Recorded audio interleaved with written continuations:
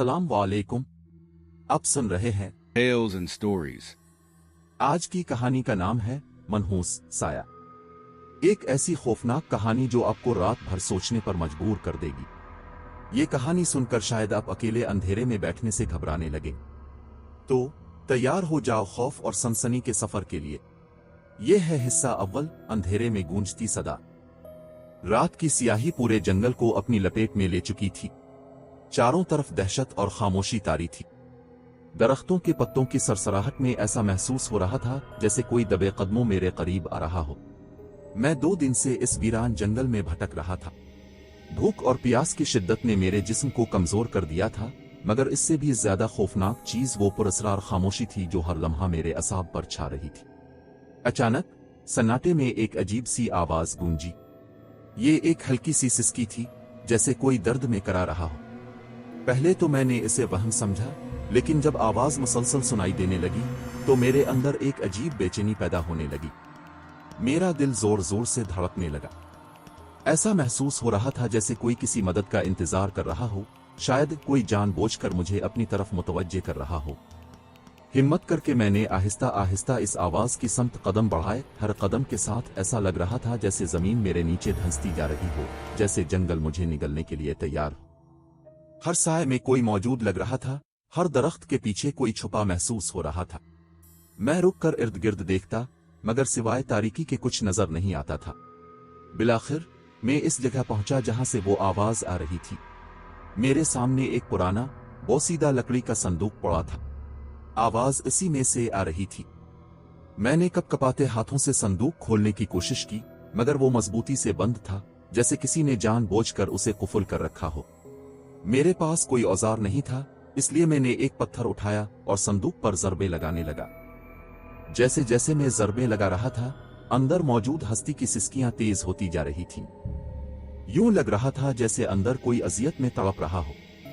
अचानक एक अजीब सी सरगोशी मेरे कानों से टकराई, जैसे कोई मेरे पीछे खड़ा होकर कुछ कह रहा हो। मैं झटके से पीछे मुड़ा, लेकिन वहां कुछ नहीं था। दिल की धड़कन को काबू में रखते हुए मैंने पूरी ताकत से आखिरी ज़रब लगाई। संदूक का ढक्कन जोर से खुल गया और जो कुछ मैंने देखा उसने मेरे जिस्म से जान निकाल दी।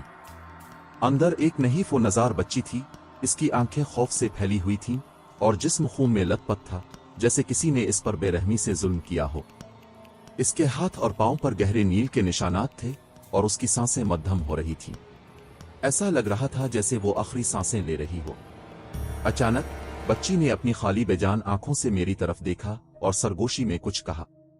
यहां से चले जाओ, वो आ रहा है। मेरे हाथों से पसीना बहने लगा कि कौन आ रहा है? मैंने हकलाते हुए पूछा। बच्ची ने जवाब नहीं दिया, बस उसकी आंखों से आंसू निकलने लगे। मैंने हिम्मत करके उसे अपने बाजुओं में उठाया। वो बेहद हल्की थी, जैसे कोई टूटा हुआ खिलौना। अचानक कहीं दूर जंगल की तारीकी में खुश्क पत्तों पर किसी के कदमों की आहट सुनाई दी। मैंने लरजते हुए नजरें उठाईं, लेकिन वहां कुछ भी नहीं था। या शायद था, मगर मैं इसे देख नहीं सकता था।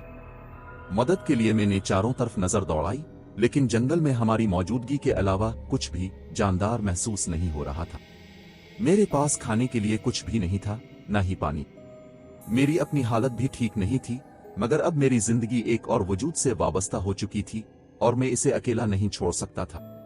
मैंने हौसला किया और पानी की तलाश में चारों तरफ भागने लगा। कुछ देर बाद मुझे एक छोटा सा तालाब नजर आया। मैंने एक बड़े बर्ग में पानी भरकर बच्ची के मुंह से लगाया। जैसे ही पानी इसके होंठों से टकराया, इसकी सांसों की बेतरतीबी कुछ कम हुई और मुझे लगा कि शायद अब वो संभल जाएगी। लेकिन मेरा ये गुमान गलत साबित हुआ। जैसे ही मैंने इसके चेहरे पर हाथ रखा, वो कांपने लगी। अचानक इसके चेहरे पर अजीब सी सियाह लकीरें उभरने लगे, जैसे कोई पुरस्रार साया इस पर कब्जा कर रहा हो। इसकी आंखें सफेद होने लगीं और उसके होंठों से मध्यम सरगोशियां निकलने लगे, जो मुझे समझ नहीं आ रही थीं। ये क्या हो रहा है? मैं पीछे हट गया। बच्ची ने आहिस्ता से मेरी तरफ देखा और उसके लबों से एक जुमला निकला जिसने मेरे जिस्म में सनसनी दौड़ा दी। वो हमें देख रहा है। फिजा की सरसराहट में एक बार फिर किसी के कदमों की आहट महसूस हुई। मैं फौरन रुक गया। क्या हकीकत में हम दोनों इस जंगल में तन्हा थे? या फिर कोई हमारी सरगर्मियों पर नजर जमाए हुए था। और अगर वो वाकई हमें देख रहा था तो वो कौन था? कहानी यही खत्म नहीं होती। अगर आप जानना चाहते हैं कि आगे क्या होता है तो हमारे चैनल को देखते रहें और घंटी का बटन दबाएं ताकि आपको अगला हिस्सा सबसे पहले मिले।